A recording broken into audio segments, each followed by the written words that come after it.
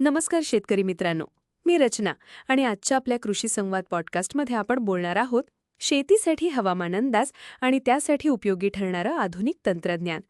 आपल्यासोबत आहेत देशभरातील प्रसिद्ध हवामान व कृषीतज्ञ देशमुख सर. सर, तुमचं मनपूर्वक स्वागत.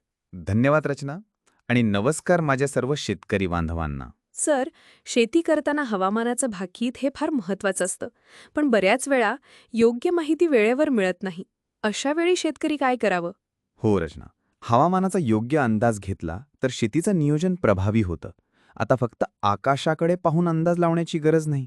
आधुनिक तंत्रज्ञान शेतकऱ्यांच्या मदतीला आलं आहे. कसं सर?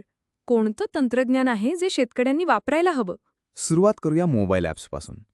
उदाहरणार्थ मेघदूत ॲप, मौसम ॲप, स्कायमेट वेदर आणि किसान सुविधा ही ॲप्स हवामानाचा अंदाज, पर्जन्यमान, वारा, तापमान यांची माहिती देतात.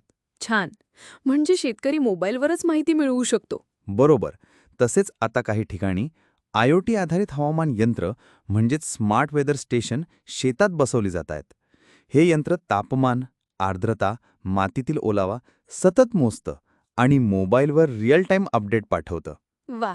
आणि सर, AI म्हणजे कृत्रिम बुद्धिमत्ता हे सुद्धा काही उपयोगी असतं ना? हो, अगदी.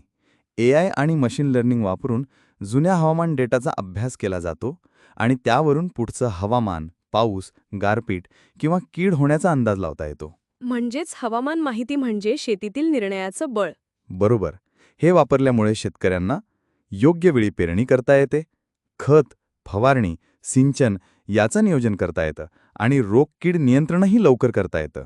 म्हणजे नुकसान कमी आणि उत्पादन जास्त. छान सर. शेतकरी बांधवांनो, आता वेळ आलीये आधुनिक तंत्रज्ञान तुमच्या शेतीत आणायची. हवामान माहिती हातात असली तर तुमचं पीक सुरक्षित आणि यशस्वी होईल. हो, शेती आणि विज्ञान एकत्र आलं तर शेतकऱ्यांचं जीवन समृद्ध होईल. जय शेतकरी. आमच्यासोबत राहिल्याबद्दल धन्यवाद. पुन्हा भेटू अशाच उपयोगी विषयांसह. तोपर्यंत नमस्कार.